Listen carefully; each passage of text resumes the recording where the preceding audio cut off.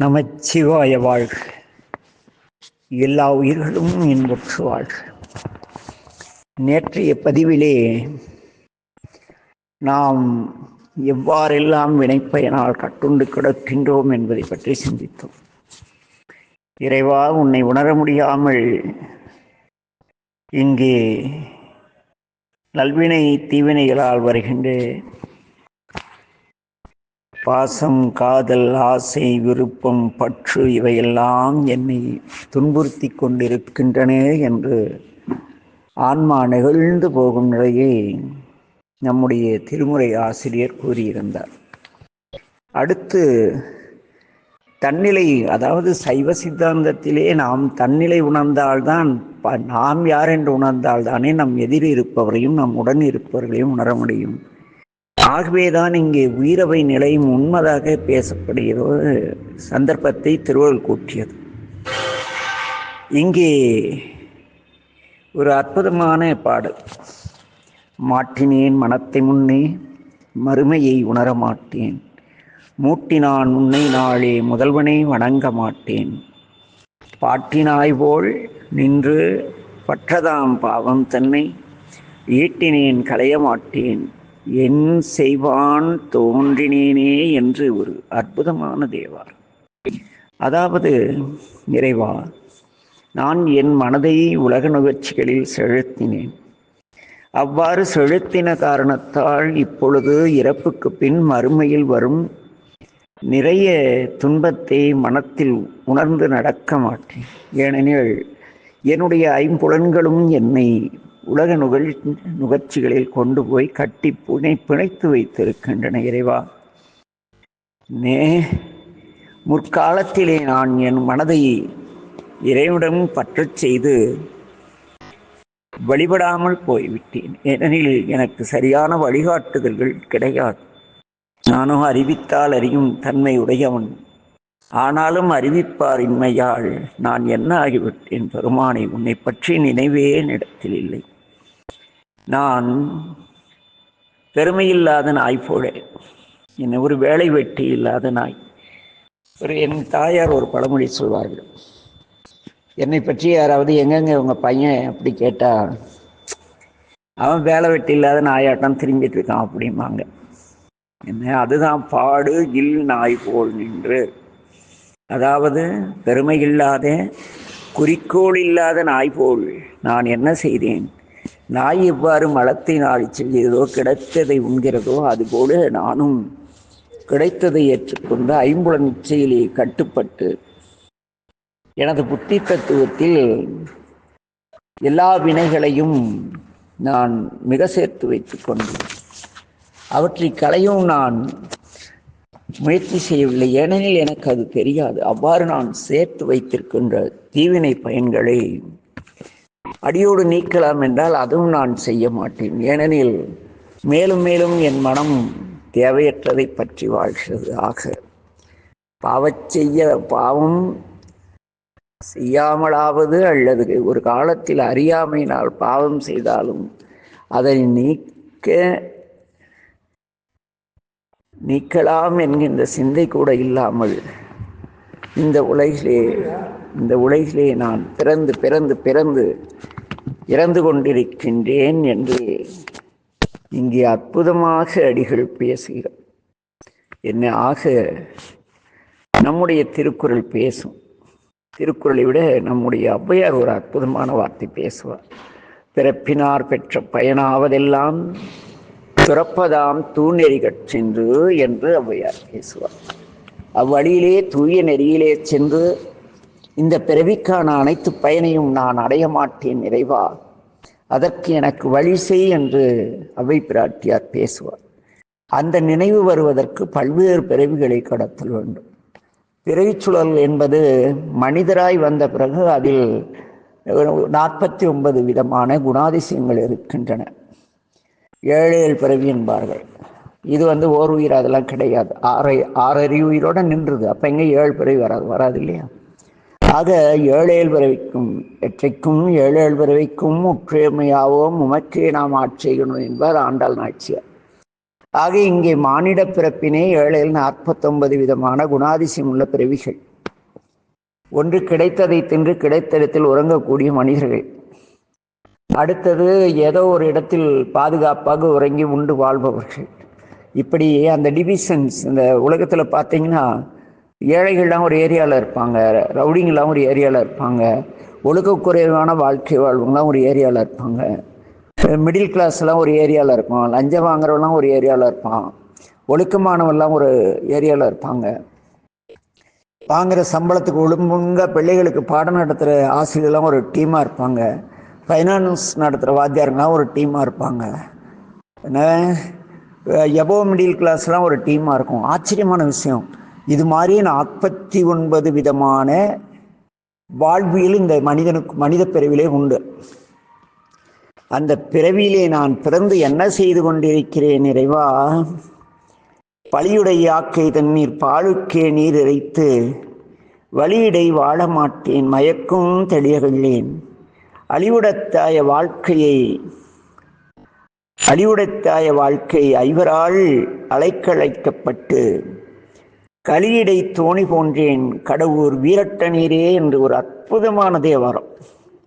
திருக்கடவுர் வீரட்டத்திலே எழுந்தரிக்கின்ற இறைவா, நீ எனக்கு எவ்வளவுதான் சான்றோர்களுடைய நட்பு கிடைத்தாலும் எதை பார்த்தாலும் அந்த சான்றோரிடத்து இரு என்ற வார்த்தைப்படி நான் சான்றோர்களை நாடியதே கிடையாது.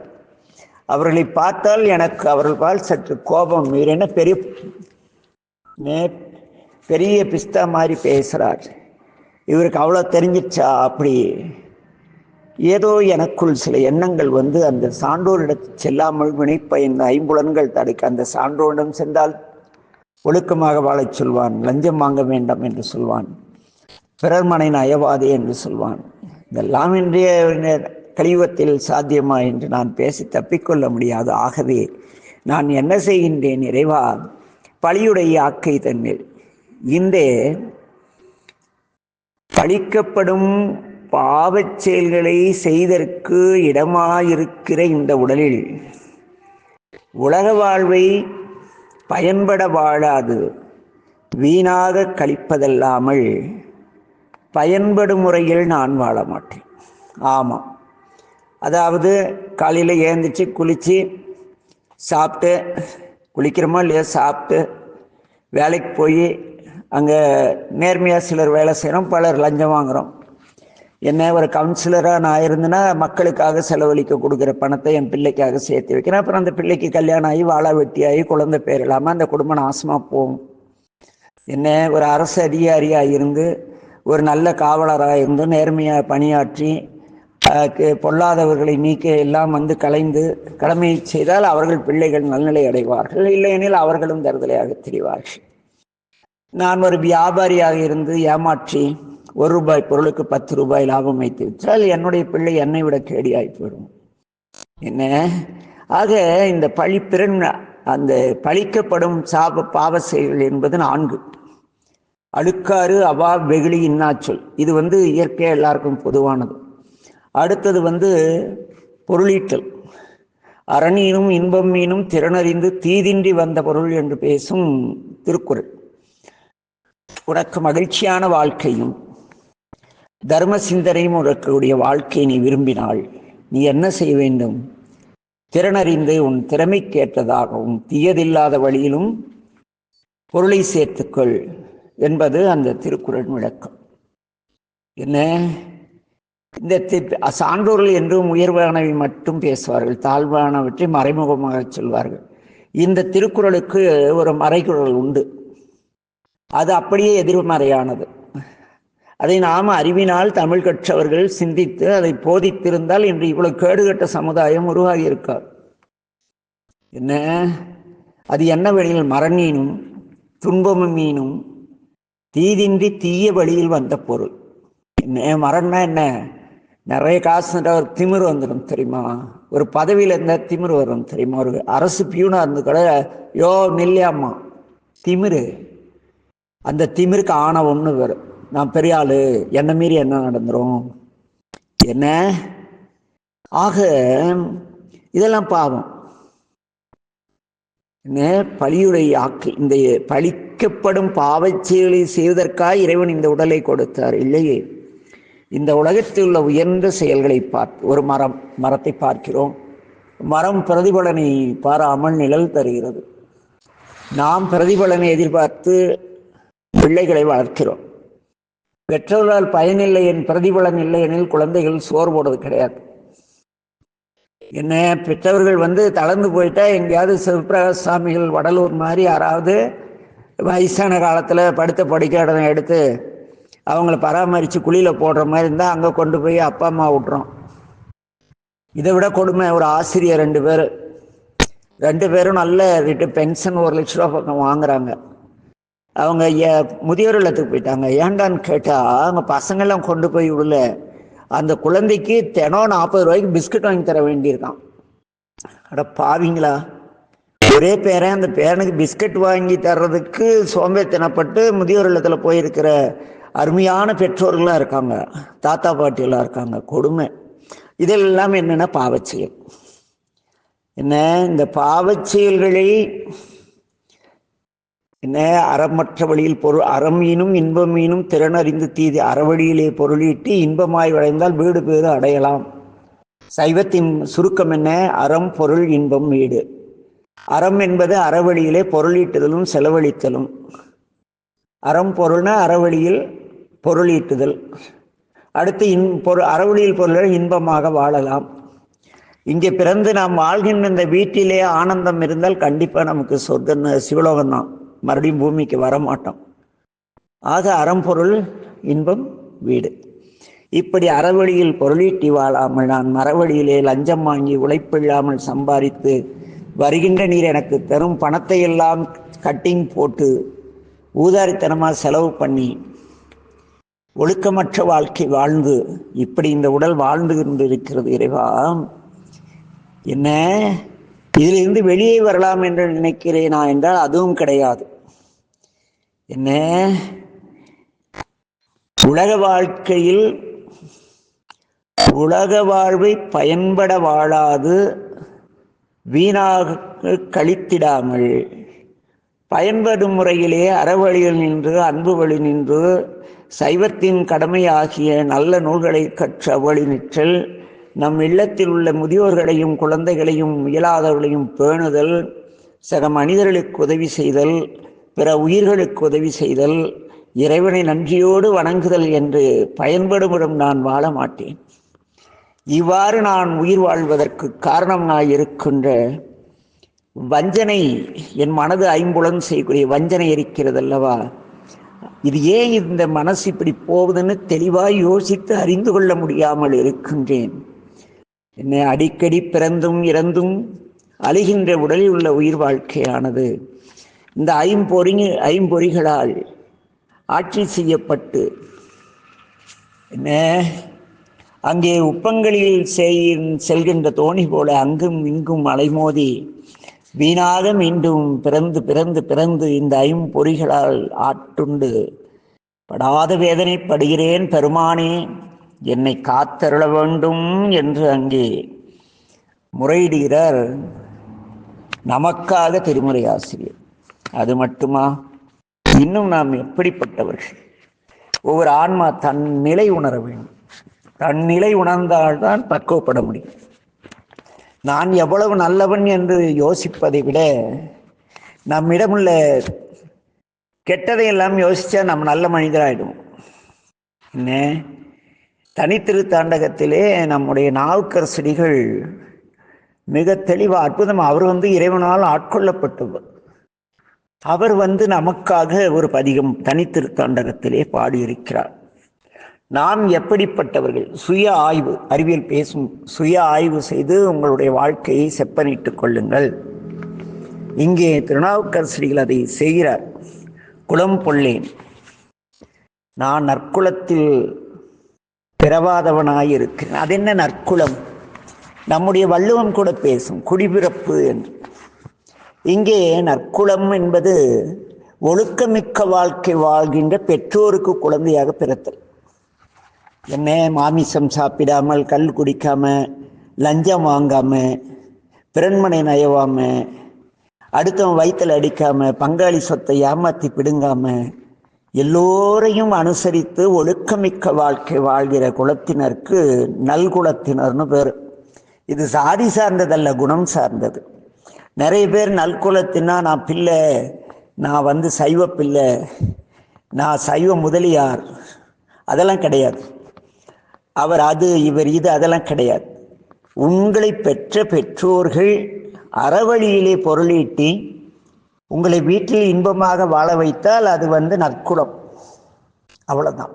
என்ன, அந்த நற்குலத்தினில் நான் பிறவாததானாகிய குற்றமுடையவனாக இருக்கின்றேன்.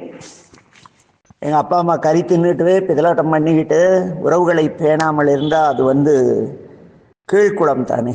என்ன, இட்டார் பெரியோர் இடாதார் இடிகுலத்தோர் பட்டாங்கில் உள்ளபடி என்பார் ஔவையார். கொடுத்தவர்கள் எல்லாம் இட்டார் பெரியோர், பெருநீர் நெற்றியில் அணிந்து பஞ்ச கர்மாக்களை, அந்த பஞ்ச வேள்விகளை செய்து ஒழுக்கமிக்க வாழ்வை வாழ்பவர்கள் பெரியோர். ஏன்னா திருநீரை ஏன் இங்கே குறிப்பிட, வாழ்க்கை நிலையற்றது என்பதை நமக்கு உணர்த்தக்கூடியதற்காக திருநீர் அணிவிக்கப்படுகிறது. இது எல்லா மதங்களிலும் உண்டு. விபூதி திருவிழா கிறிஸ்துவ மதத்திலே கூட சிலுவை நெற்றியில் விபூதியில் தொட்டு வைக்கும் மரபுண்டு. இஸ்லாத்திலே கழுத்திலே திருநீர் அணியும் ஒரு சில சடங்குகள் உண்டு. வாழ்வின் நிலையற்றதை உணர்ந்து நலமிக்க வாழ்க்கையில் வாழ்கின்ற பெற்றோர்களுக்கு பிறவாத குற்றமுடையவன் நான். குணம் கொள்ளேன். என்கிட்ட எந்த நல்ல குணம் கிடையாது. 100 ரூபாய் கிடைச்சா நான் மகிழ்ந்து என் உடன் பிறந்தவர்களையும் என் உறவுகளையும் என் சார்ந்தவர்களையும் மகிழ்விக்காமல் அடுத்தவனுக்கு 200 ரூபாய் எப்படி பேக்கெட் அடிக்கலாம்? அவன் காசு அவன் அப்படி இருக்கானே, பொறாமப்படுறது. குணம் கொள்ளேன். நான் ஒரு அதிகாரி, நான் கையெழுத்து போட்டால் ஒரு நல்லது நடக்கும், ஒரு இல்லாதவனுக்கு கொஞ்சம் பணம் கிடைக்கும். நான் ஒரு கவுன்சிலர், நான் ரெக்கமெண்ட் பண்ணால் சிலது கிடைக்கும். அரசு ஒதுக்கும் பணத்தையும் தின்னு முழுங்கி போட்டு பைப்பு போடுறதுக்கு கேட்டால் அதுக்கு 5000 நம்மக்கிட்ட வாங்குறான்ல, அவங்கெல்லாம் குணம் கொள்ளாது. நான் சிவநெறியில் நிற்கிறேன் என்ற திருவேடம் அணிந்து கொண்டு நான் அறக்கட்டளை நடத்துகிறேன், எல்லோரும் 1000 ரூபாய் அனுப்புங்கள், 50 ரூபாய் அனுப்புங்கள், 3000 ரூபாய் அனுப்புங்கள் என்று வசூல் செய்து பேருக்கு ஒரு தகர கொட்டாய் போட்டு மீதி காசெல்லாம் ஆட்டையை போட்டால் குணம் கொள்ளேன். என்ன, அந்த அந்த பொல்லாத குலத்தில் பிறந்தால் குணம் பொல்லாததாக இருக்கும். நல்ல பெற்றோருக்கு பிறக்க வேண்டும். அப்பொழுதுதான் உங்களுக்கு பற்றற்ற உயர்ந்த நல்ல வாழ்க்கை வரும். அது மட்டுமல்ல இறைவா, கோலமாய நலம் பொல்லே. என் உடலிலே உடல் அழகாக இருக்கிறதே தவிர என் எண்ணங்கள் அழகாக இல்லை. எண்ணங்களால் நான் அழகு அற்றவனாக இருக்கின்றேன். எவ்வளோ பெரிய வார்த்தை இல்லை? நான் கூட அவர் பெருமான் பேசும் பொழுது குளம்பொள்ளேன், குணம்பொள்ளேன், குறியும்பொள்ளேன், குற்றமே பெரிதுடையேன், கோலமாய நலம்பொள்ளேன்னு என்னடா அழகா ட்ரெஸ் பண்ணுறது, திருநீர் வைக்கிறத சொல்கிறாருன்னு நினச்சா, இதெல்லாம் நான் பண்ணியிருக்கேன். திருவேடம் அணிந்திருக்கேன், ருத்ராட்சம் அணிந்திருக்கேன், திருமுறை படிக்கிறேன், பொன்பெற்ற பதிகம், பொருள் எல்லா பதிகமும் படிக்கிறேன், போற்றி திருத்தாண்டகம் படிக்கிறேன். இது அழகு கிடையாது. என்ன, மனத்தளவு அழகு இருக்க வேண்டும். மனத்தால் அன்புடைமையாக இருக்க வேண்டும். பிறன் பொருள் நையாதவனாக இருக்க வேண்டும். அழுக்காறு அவா வெகுளி இன்னாச்சொல் இது 4 மனதில் இல்லாமல் இருந்தால் அழகானவர். அப்படி பார்த்தால் நான் அழகற்ற குற்றமுடையவன். நான் பொல்லேன். நான் உயிர் நலமுடையவன் கிடையாது. என் சுயநலமுடையவன். பிற உயிர்கள் பசியோடு என்னை பார்க்கும் உயிர்களுக்கு ஒரு சாதாரண உணவு கூட கொடுக்க இயலாது படு பாவி நான். ஞானி அல்லேன். இறைவனை வழிபட்டு அதனால் உண்டாகும் மெய் அறிவினையுடையவன் நான் என்று நினைத்தால் சத்தியமாக கிடையாது. நான் அப்படியும் இல்லேன் பெருமானே. நல்லாரோடு செய்திலேன். அந்த மெய்யறிவு எனக்கு உண்டாகும் என்னும் மெய்யறிவுடைய கற்ற சான்றோரை ஒழுக்கமிக்க பற்றற்று பிறருக்காக வாழும் அந்த நல்லோரோடு இணங்கி அவரோடு நட்பு பாராட்ட மாட்டேன். நான் எப்படி இருக்கிறேன் என்றால் குணத்தினால் முந்தைய பிறவி போல விலங்கு நிலையிலே இருக்கின்றேன். என்ன, மேற்கண்ட குற்றங்கள் உள்ளவனாய் நான் மனித பிறவியில் பிறத்தலை விட குற்றங்கள் என்று ஒன்றுமே எண்ணப்படாத இருக்கக்கூடிய மனித பிறவிக்கும் குற்றம் என்றால் என்ன என்று உணர்ந்து தெளிவடையக்கூடிய ஆறறிவுள்ள மனித பிறவிக்கும் ஏனைய நாலறிவு உயிர்களுக்கும் நடுவே உள்ள பகுத்தறிவிற்ற ஐயறிவு விளங்கத்தில் நான் பிறந்தால் அதுவே புண்ணியமானது. நான் இப்பொழுது எடுத்து இந்த பாவ பழிபாகங்களை சுமந்து கொண்டு விலங்கியல் பண்புகளோடு வாழக்கூடிய இந்த பிறவி எனக்கு பயமாக இருக்கிறது பெருமானே. என்ன அப்படி பிறந்தாலும் அதை பற்றி நான் கவலை. பிறர் என்னை தூற்றினாலும் ஏசினாலும் அவன் அப்படிதான் சொல்லிட்டு போறான். என்ன அதே போல குற்றங்களுடன் அவன் பிறந்தாலும் அவனுக்கு செல்வம் மிக இருந்தால் அந்த குற்றங்கள் பிறரால் கவனிக்கப்படாதபடி அந்த செல்வமே வீழ்த்தும். எவ்வளோ பெரிய லஞ்சம் வாங்குறவன், மக்கள் பணத்தை ஆட்டைய போடுறவன் எவ்வளோ பேர், ஆனால் அவன் இருக்கிற பணத்தை வச்சு தப்பிச்சுட்டு இருக்கான் இல்லையா? இப்படியெல்லாம் இதெல்லாம் குற்றம். இத்தனை பொல்லவாங்குகளை உடையவன் யான் என்று பேசுகிறார் பெருமான். குணம்பொள்ளேன் குளம்பொள்ளேன் குணம்பொள்ளேன் குறியும் பொள்ளேன் குற்றமே பெரிதுடையேன் கோலமாய நலம்பொள்ளேன் நான் பொள்ளேன் ஞானியள்ளேன் நல்லாரோடு இசைந்திலேன் நடுவே நின்ற விளங்கல்லேன் விளங்காது ஒழிந்தேன் அல்லேன் வெறுப்பனவும் மிக பெரிதும் பேசவல்லேன் இளம் பொள்ளேன் இறப்பதே ஈயமாட்டேன் என் செய்வான் தோன்றினேனே ஏழையனேனே என்று பேசுகிறார். சரி, இது உங்களுக்கானது அல்ல. ஆன்மா சிந்தித்து உயர் இறைநிலை அடைவதற்கான வழிகாட்டுதலே இந்த பதிவு. நமச்சிவாய வாழ்க. எல்லா உயிர்களும் இன்புற்று வாழ்க. எல்லாமல்ல என் தந்தை மேட்டூர் மீனாய் சுகநாத பெருமான் பேரொரு கருணையினால் அனைவரும் அனைத்து நலன்களும் பெற்று தன்னை உணர்ந்து தான் எப்படிப்பட்ட பிறவி எடுத்திருக்கிறோம் அரிதறிது மானிடராய் பிறத்தல் இது என்பதை உணர்ந்து வாழ திருவருளை பிரார்த்தித்து மீண்டும் சந்திப்போம் என விடைபெறுகிறோம். நமச்சிவாய வாழ்க. எல்லா உயிர்களும் இன்புற்று வாழ்க. திருச்சிற்றம்பலம்.